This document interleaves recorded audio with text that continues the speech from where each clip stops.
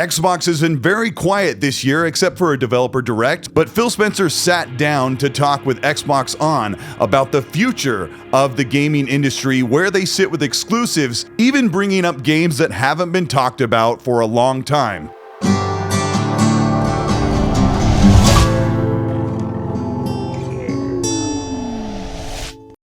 This is Colteastwood. Welcome back to the channel. Today we're going to talk about an interview with Phil Spencer where he talked about the exclusivity of Bethesda games, Call of Duty, and what's going on with Hellblade, Fable, and many more games with updates. If you end up enjoying this video, let me know by liking and subscribing to the channel. Hit the bell to be notified, and let's talk about Phil Spencer, the future of Xbox, and those exclusive games.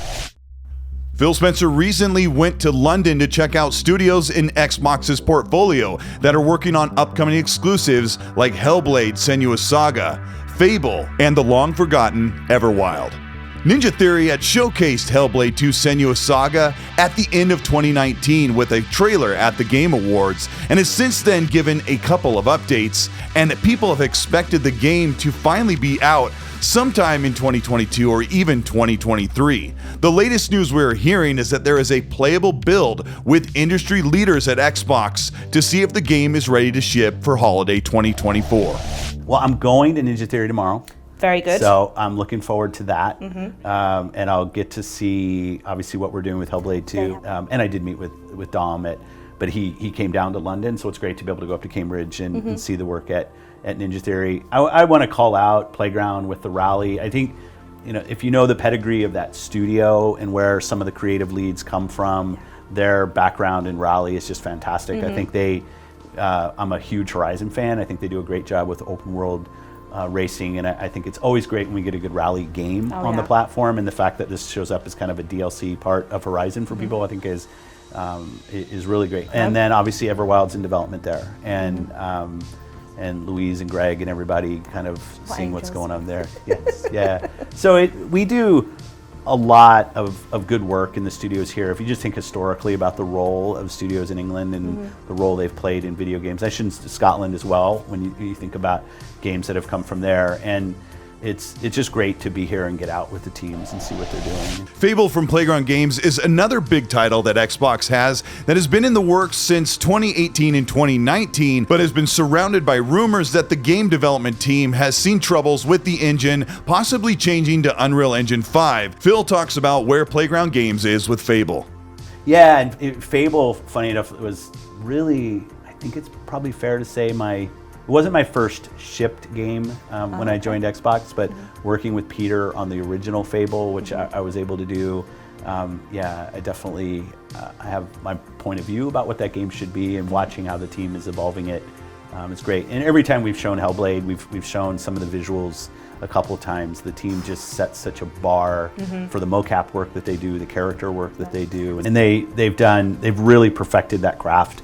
For them, I think they're world class as a studio in creating a playable character that's so believable inside and out, kind of emotionally, as well as just kind of seeing the physical movement on screen is great. A ton of controversy has been surrounded by the Activision Blizzard and King merger with Xbox, and with regulatory agencies fighting against Microsoft and the conglomerate to bring these studios onto their team. Phil talks about the real reason why Activision and their studios have been brought onto the platform, and it's not just about console exclusivity. Really key to point out that it has somehow been over a year since you announced your interest, your intention to acquire Activision Blizzard. I like King. how you say it was my interest. Well, like I'm sure I just you decided, walked in one day and went, look, hey, lads. I got a little bit of cash in my pocket. What should I do today? Yeah. So I'm keen to know what's the reaction been like, watching that all unfold as fans around the world respond to this news? For us, the logic really started from how do we gain more capability on mobile, both creatively as well as having users. But also, obviously, when you look at what Activision Blizzard King is, the PC heritage there, the stuff we can do with Game Pass, I think will be great for the community and people who are on Xbox.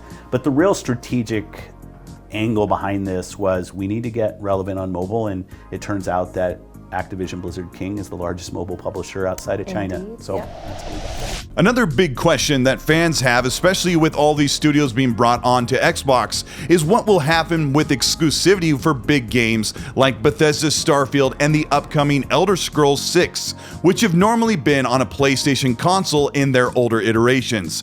Phil explains the approach that Xbox has to keep exclusivity an important part on the console and their ecosystem. I looked the other day, we have 58 games in our portfolio that are available in the PlayStation Store today. Now, we've acquired a lot of those, like the Doom games and the Fallout games, but even things we're updating like ESO, Fallout 76. Yeah.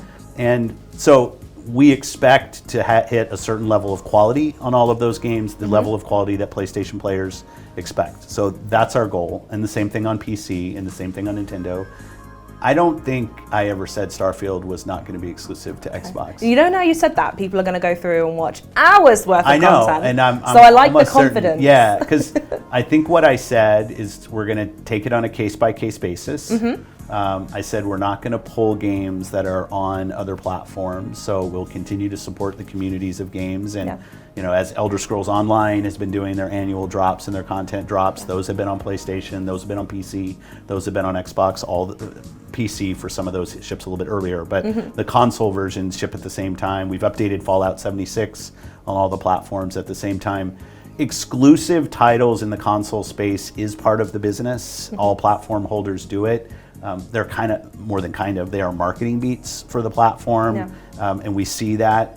Our competitors have a lot of exclusive games. So when we're launching new games, there are certain games that we're going to make exclusive. For us is always a little bit hard because we ship everything on PC as well. But let's just say ship on Xbox and PC and available on cloud.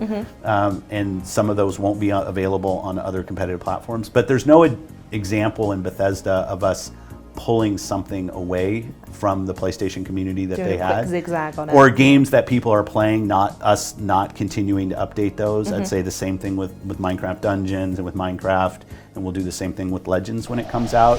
As Phil has been dealing with regulatory committees and the media biting back very strongly about if Xbox is going to cancel or shut down their entire division if the deal doesn't go through, Phil has been very forthright about how they will continue to bring the Xbox platform with consoles and games with exclusivity for many, many years to come. And as he says in this interview, forever. I love us building a console, and I love playing in my family room, sitting my butt on the couch and watching the big screen with a controller in my hand and playing. So I want that experience forever, right? That's something I want. So this isn't about a lack of importance in the gaming business of hardware. I think hardware is very important, but it doesn't mean that every piece of hardware needs to be completely closed, or things need to be obviously taken away from other players, because that's not what we're doing. The Xbox platform, the consoles, exclusivity in the ecosystem, and expansion to playing their games on almost any device on Xbox Live with an Xbox account is something that is only growing bigger and bigger the more gigantic that this platform becomes. This is the new iteration, a new age of Xbox, which is full of mini studios, tons of great exclusives, high-rated first-party games, and a big offering that is only going to get more massive as they make big announcements at E3 2023. Xbox is not done, and there will be a Starfield Direct announced very soon, and we'll see some of the biggest games that will land only on Xbox in 2023 and beyond. This is Colteastwood. Thanks for checking out this video. Phil Spencer has been all over the world fighting the big battle that is Xbox finally getting some major games in their library. But I'm really excited to hear about what we'll see from Fable, as we've heard rumors, as I talked about in a video a couple of weeks ago, that these games are being play tested and they're being ready to show at the big showcase for E3 2023. If you ended up enjoying this video, let me know by liking and subscribing to the channel. Hit the bell to be notified of new weekly content. And if you want to further support the work we're doing here on the channel, you can join the channel membership below, and that gets you early access for videos before they go up and enters you into monthly giveaways for merch like this X&C shirt that I designed, and there's a bunch of others, but you get to pick if you win. But if you also want to hear more, we have the X&C podcast, which runs every Monday, except for this Monday. I'll be gone in LA checking out a big game. That runs at 5 p.m. Pacific time. And we have a new co-host, and that's Mag, middle-aged gamer guy. He'll have his debut next week on the 13th, I think it is. So check that out. But I want to know what you think about these games and how Phil glossed over things like Everwild and how he talked about exclusivity with such care and attention. Let me know in the comment sections. I want to hear your opinion. And, there will be people fighting, of course. So while you're there, please remember, be nice.